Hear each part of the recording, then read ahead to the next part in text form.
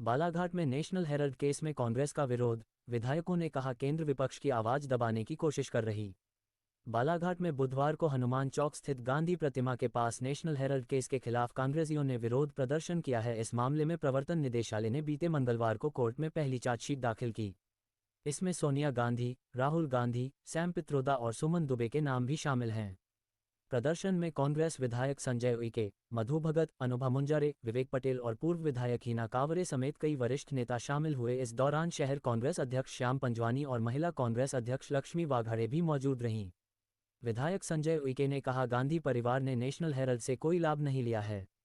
उन्होंने बताया कि आज़ादी से पहले शुरू हुआ यह अखबार आर्थिक समस्याओं से जूझ रहा था।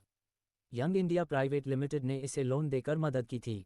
कांग्रेस पार्टी के अन्य विधायकों ने कहा भाजपा सरकार सोनिया गांधी और राहुल गांधी की छवि को खराब करने की कोशिश कर रही है। उन्होंने आरोप लगाया कि मोदी सरकार अपने करीबी व्यापारिक घरानों को फायदा पहुंचा रही है। प्रदर्शन के बाद कांग्रेस कार्यकर्ता रैली निकालकर आयकर विभाग कार्यालय पहुंचे। वहां उन्होंने राष्ट्रपति के नाम ज्ञापन सौंपा।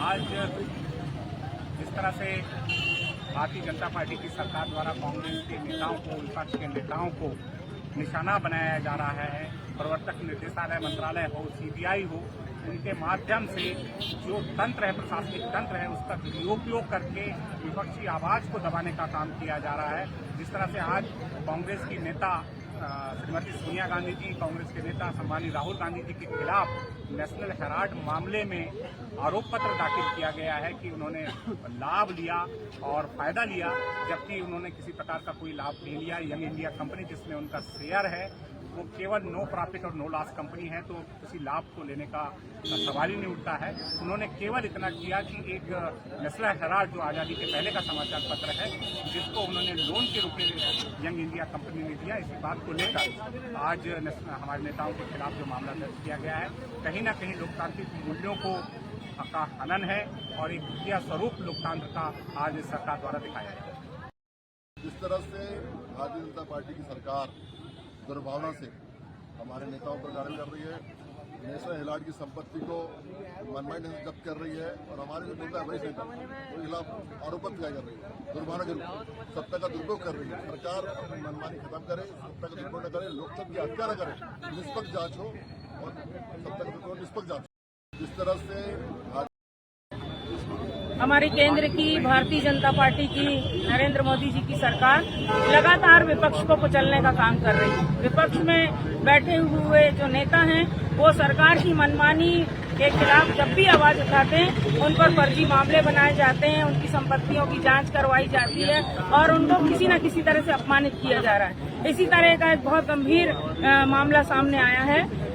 कल ईडी के द्वारा हमारे नेता श्रीमती सोनिया गांधी जी और श्री राहुल गांधी जी जो विपक्ष के नेता हैं लोकसभा में, उनके खिलाफ आरोप पत्र दाखिल किया गया। हेराल्ड समूह का जो प्रकरण चल रहा है वो बहुत पुराना मामला है और इसमें कहीं भी कोई भी अनियमितता नहीं हुई है, गलत नहीं हुआ है, पर फिर भी भारतीय जनता पार्टी की वर्तमान सरकार ने लगातार इस मामले को उठाने का काम किया है और उसी के तहत राहुल गांधी जी पर, सोनिया गांधी जी पर और हमारे कांग्रेस के जो जितने भी बड़े नेता हैं उन पर आरोप पत्र दाखिल किया गया है। ये भाजपा सरकार की तानाशाही है, मनमानी है, जुल्म है, जाति है और कभी भी ध्यान रखने वाली बात यह है कि जुल्म, जाति और भ्रष्टाचार करने वाले लोग और तानाशाही करने वाले लोगों का जो राजनीतिक जो भविष्य है वो कभी सुरक्षित नहीं रहता और एक दिन इनका अंत सुनिश्चित होता है, क्योंकि भारत देश लोकतांत्रिक देश है। हमारे संविधान में हमें लोकतंत्र के अधिकार परम पूज्य बाबा साहब अम्बेडकर जी ने दिए हैं, लेकिन अगर लोकतंत्र पर हमला हो रहा है, संविधान पर हमला हो रहा है और विपक्ष को कुचला जा रहा है, आवाज उनकी दबाई जा रही है, तो भारतीय राष्ट्रीय पार्टी कांग्रेस पार्टी इस बात को जरा भी न इस बात से घबराएगी, न डरेगी बल्कि सरकार की मनमानी के खिलाफ, मोदी सरकार की तानाशाही के खिलाफ सड़क से लेकर सदन तक कांग्रेस पार्टी का एक एक कार्यकर्ता निरंतर लड़ाई लड़ेगा, आवाज उठाएगा। लोकतंत्र की रक्षा करने के लिए जरूरत पड़े तो अपनी जान की बाजी भी लगाने को तैयार है।